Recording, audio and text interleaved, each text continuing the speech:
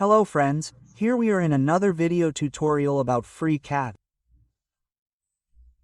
This time I'm going to propose this challenge, which consists of parametrically designing the piece that we see here. Let's go to FreeCAD to give you some more details. This is the version of FreeCAD that I'm using and this is the piece. Okay? And this is completely parametric. Let's change a few things.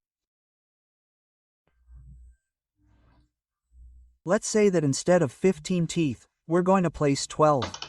And there we have it. Okay.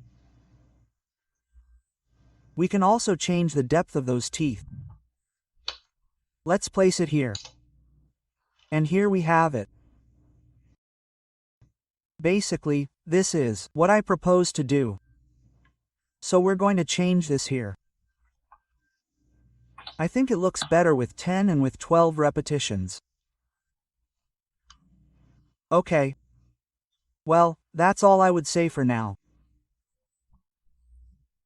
As always, if you like this video, I invite you to subscribe to the channel, give it a like, share it, and any comments are welcome. Greetings and see you in the next video. See you later.